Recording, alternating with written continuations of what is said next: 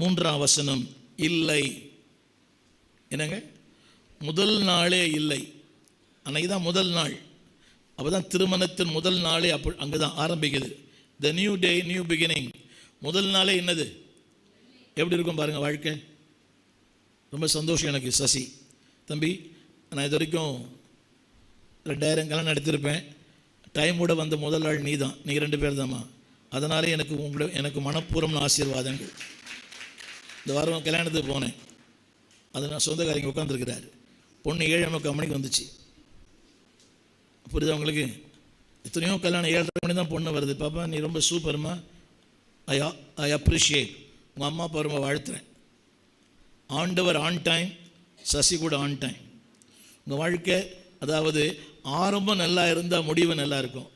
7:45 மணிக்கு அவன் வந்தான வாழ்க்கை எப்படி இருக்கும்? கேட்டால் டிராஃபிக்ன்றான், மேக்கப் பண்ணுறான், பியூட்டி பார்லர்ன்றான். எல்லாம் தடைகளை தாண்டி வந்திருக்கிறீங்களே, சூப்பர். அதனால் நான் சொல்ல வந்த வார்த்தை கவனிங்க, இல்லை. திராட்சரசம் ஒரு சின்ன பொறுப்பு சொல்கிறேன். அந்த இல்லை என்ற இதற்கு யார் பொறுப்பு? இல்லைன்னு சொல்கிறாங்க இல்லையா, இல்லை என்றார்கள். அந்த இல்லை என்பதற்கு யார் பொறுப்பேற்றுக் கொள்வது? மாப்பிள்ளை வீடா, பொண்ணு வீடா, அம்மாவா, அப்பாவா? இல்லைன்னு சொல்கிறோம். அதுக்கு என்ன பண்ணணும்? இப்போது நிறைய குடும்பங்களில் இன்றைக்கி இல்லை.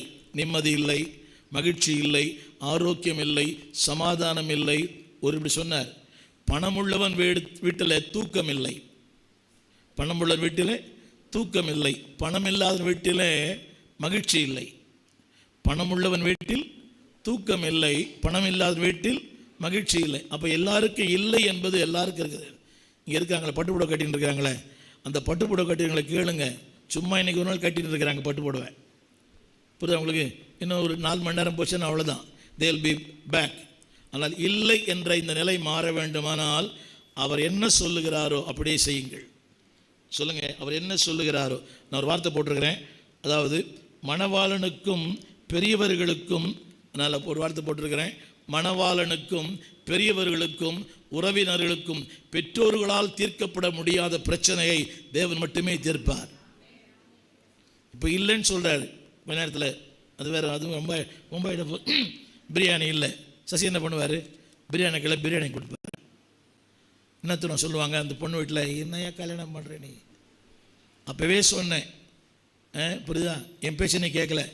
நான் இவர்கிட்ட கொடுக்கலான்னு சொன்னேன், நீ என்ன உனக்கு தெரியும்னு சொல்லி உங்கள்கிட்ட கொடுத்த. இப்போ பார்த்தியா, பிரச்சனை, வெட்கம், வேதனை, அவமானம், பாடுகள். அந்த இல்லை